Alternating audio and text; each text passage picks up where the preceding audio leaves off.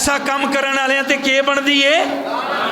او جی آخو گل میں پہ کرنا ڈردے تسی ہو پہ خدا دے بندے جو نبی کے میلاد میں ایسے خرافات کرتے ہیں، ایسے بکواسات کرتے ہیں، وہ اہل سنت کو بدنام کرنے کی کوشش کرتے ہیں، خدا کی قسم ایسا نہ کسی سنی عالم دین نے بیان کیا، نہ کسی پیر نے بتایا، نہ کسی تابعی نے کہا، نہ کسی صحابی نے فرمایا، نہ خود مصطفیٰ کریم نے بتایا۔ یہ خرافات ان لوگوں کی اپنی ہے اور ان خرافات کے ذمہ دار بھی وہ خود ہیں، ان کا اہل سنت سے کوئی تعلق اچھی بولو ہاں، مت کوئی سمجھے کہ ایسے خرافات کر کے ہم اپنے آپ کو بڑا فیمس کر لیں گے۔ خدا کی قسم پوری دنیا میں جب ہم نے یہ دیکھا دل خون کے آنسو رویا کہ اب میلاد میں بھی ایسے ہونے لگا ہے، اور وہاں کوئی بھی ایسا غیرت مند نہیں تھا جو ان کمینوں کو سمجھاتا، پر لوگ ڈرے ہوئے تھے کہ شاید حق کی بات کریں گے تو تھانے والے آ جائیں گے، پولیس والے آ جائیں گے، کوئی سچ کی بات ہوگی ہمیں جیل جانا پڑ جائے گا۔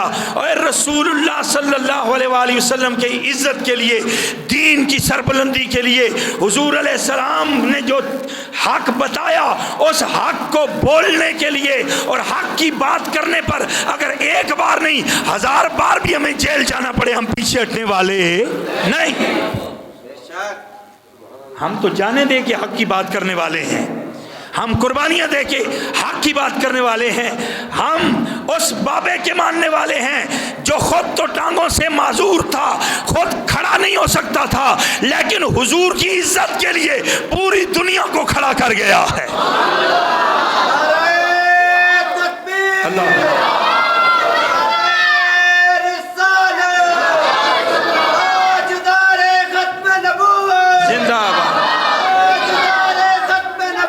زندہ باد۔ انشاءاللہ ہم جب تک تحریک لبیک یا رسول اللہ کا ایک کارکن بھی باقی ہے، ہمارے سینے بھی حضور کی عزت کے لیے حاضر ہیں، ہماری گردنیں بھی حضور کی عزت کے لیے حاضر ہیں۔ اور یہ صرف باتوں کی بات نہیں ہے کہ ہم تقریریں سٹیج پہ کرنا جانتے ہیں، الحمدللہ ہم حضور کے ناموس پر اور حق کی بات پر جیل جانا بھی جانتے ہیں، اور حضور کی عزت کے لیے روڈ پہ نکلنا بھی جانتے ہیں۔ اور یہ بابے نے طریقہ سکھایا ہے، اگر مسجد وزیر خان میں کوئی وزیر آ کر بے غیرتی کرے، سب سے پہلے بولنے والے تحریک لبیک والے ہوتے ہیں۔ کسی مسجد کا تقدس پامال ہو، کسی جگہ مندر بنایا جا رہا ہو، کسی جگہ دین کے ساتھ غداری ہو رہی ہو، یہاں تک کہ اگر وقت کا وزیر بھی حضور کی ختم نبوت پہ حملہ کرے، فیض آباد کی ٹھنڈی ہواؤں میں بیٹھ کر 22 دن علامہ امیر المجاہدین خادم حسین رضوی نے اور ہزاروں نہیں بلکہ لاکھوں کارکنان تحریک لبیک نے وہاں پر قربانیاں بھی دی ہیں، شیل بھی کھائے ہیں، اور 20 نوجوانوں نے اپنی جانوں کی قربانیاں بھی دی ہیں، اور آخر کار تحریک لبیک کا وہ مطالبہ مانا گیا اور وقت کے وزیر کو بھی برطرف کیا گیا۔ پھر جب فرانس کے سفیر کا معاملہ بنا، بابا جی پھر نکلے، پھر فیض آباد گئے، حکومت کے معاہدے کے تحت پھر واپس آئے۔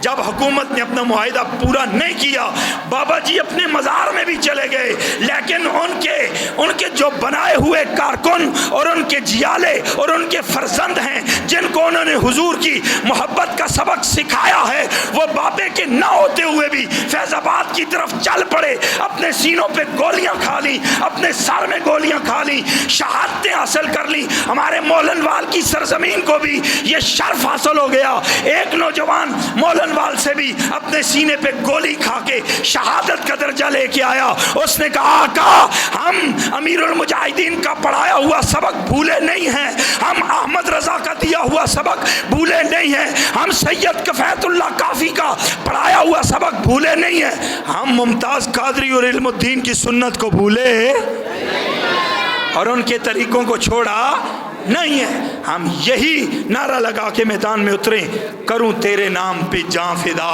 ایک جان نہیں دو جہاں فدا، دو جہاں سے بھی نہیں جی برا، آقا کروں کیا کروڑوں جہاں نہیں۔ تو دوستو محفل میلاد بنانا بہت اچھا عمل ہے، जन्नत में ले जाने वाला अमल है, हुजूर से मोहब्बत का अमल है, आका करीम से प्यार का अमल है। लेकिन असल पैगाम ये देना चाहता हूँ कि नौजवानों, सिर्फ 2 देगें पका लेने का नाम दीन नहीं है, मीलाद नहीं है। ये हुजूर का दीन वो है जिसके लिए इमाम अली मकाम ने अपने 6 माह का असर दिया है। जिस पैगाम को बुलंद करने के लिए इमाम अली मकाम के जवां साला बेटे इमाम अली असगर, इमाम अली अकबर ने शहादत दी है, और इमाम हुसैन के भतीजों और भांजों ने इस दीन के लिए, हुजूर की इज़्ज़त के लिए, हुजूर के नामूस के लिए अपनी कुर्बानियाँ दी हैं। और आखिर में इमाम अली मकाम ने अपने सर पे जुल्फ़िकार दस्तार हैदरी को सजाया, हाथ में जुल्फ़िकार हैदरी को पकड़ा और उनके सामने निकले जो कलमे के दावेदार थे, जो कलमा भी पढ़ते थे, हाफ़िज़े कुरान भी थे, नमाजें भी पढ़ते थे, खतीब भी थे। आपने जब सामने जाकर कहा, मुझे जानते हो मैं कौन हूँ, मेरे सर पे दस्तार किसकी है, मेरे हाथ में ये तलवार किसकी है, जानते हो मैं अली का बेटा हूँ, मैं मोहम्मद का नवासा हूँ। उन्होंने कहा, हुसैन दिल तो तेरे साथ हैं लेकिन हमारी तलवारें यजीद के साथ हैं। आपने कहा अगर दिल मेरे साथ हैं तो फिर तलवारें क्यों उसके साथ हैं? कहने लगे क्या करें, हमारी नौकरियों का मसला है, हमारी कुर्सी का मसला है, हमारी वजारतों का मसला है, हमारी हुकूमत का मसला है, हम तो बेबस हैं, हम तो हुकूमत के सामने घुटने टेके हुए हैं। आपने फरमाया तुम्हारे लिए सबसे बड़ा मसला सिर्फ पेट का है, हमारे लिए सबसे बड़ा मसला हुजूर की इज्जत का है। आओ फिर मुकाबले में आ जाओ। हुसैन की गर्दन भी हाजिर है। इमाम अली मकाम ने सजदे में सर रख के दिया।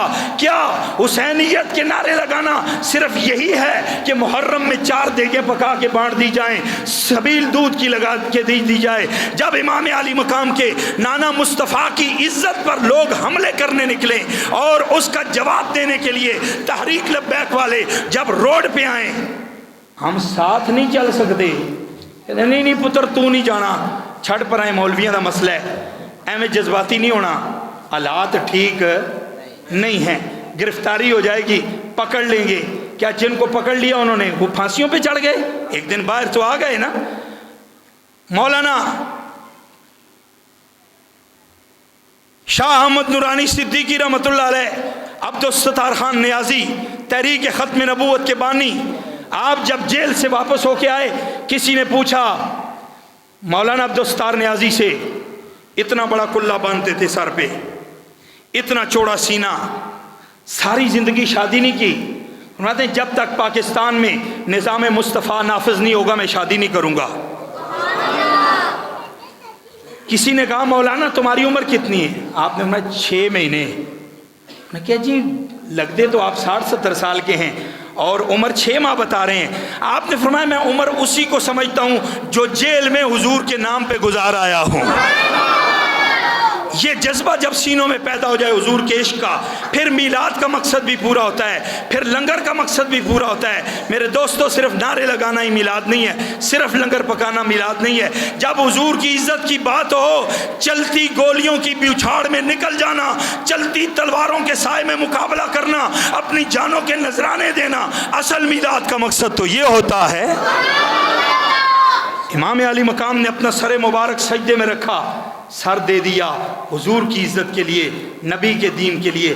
आज हमारी शक्लें को इमाम हुसैन से ज़्यादा सोहनी है, हमारे बच्चे को इमाम अली मकाम के बच्चों से ज़्यादा कीमती हैं। कहते हैं पुत्र तूने नहीं जाना, ये मौलवियों का मसला है। क्या नबी का कलमा सिर्फ मौलवियों और पीरों ने पढ़ा है? क्या हुजूर की इज्जत पे पहरा देना सिर्फ लब्बैक वालों का काम है? नहीं नहीं, जिसने नबी पाक का कलमा पढ़ा है उस पर यह फर्ज है, जो भी मुल्क, जो भी शख्स हमारे नबी की इज्जत पे हमले की कोशिश करे, हम सबसे अगली सफ में होने चाहिए। फिर वहाँ गोली भी आ जाए तो वो भी कबूल है, वहाँ शैल भी आ जाए वो भी कबूल है, वहाँ हथकड़ी भी आ जाए वो भी कबूल है। क्यों? किसी आशिक ने कहा था, लुत्फ़े सजन दम बदम, कारे सजन गाह गाह, इंज भी सजन वाह वाह, इंज भी सजन वाह वाह। जब हुजूर के नाम पे नेमतें खाते हैं, इस तरह भी वाह वाह होनी चाहिए। जब हुजूर के नाम पे हथकड़ी लगाने का वक्त आ जाए, फिर वहाँ डरना नहीं चाहिए, वहाँ भागना नहीं चाहिए, वहाँ भी पहली सफ में होना चाहिए, वहाँ अपने इमाम से आगे होना चाहिए। ہر معاملے میں امام آگے ہوتا ہے، اور امام نماز میں آگے ہوتا ہے، امام آپ کے چلنے میں آگے ہوتا ہے، امام آپ کی مجلس میں آگے ہوتا ہے، لیکن جب رسول اللہ کے نام پہ نکلنے کی بات آ جائے جو سب سے آگے ہو وہی امام ہوتا ہے۔ ہاں، یہ جذبہ اپنے اندر پیدا کرو۔ نوجوانوں، بزرگوں، دوستوں، ایک صحابی بزرگی کی عالم میں تھے، سارے بیٹے جہاد میں شریک ہیں، عرض کیا حضور میں بھی جانا چاہتا ہوں، ایک ٹانگ سے معذور بھی ہیں، لنگڑے ہیں۔ بچوں نے کہا ابو جی ہم جا رہے ہیں، ہم سارے جا رہے ہیں، آپ معذور بھی ہیں، بیمار بھی ہیں، بزرگ بھی ہیں، آپ نہ جائیں۔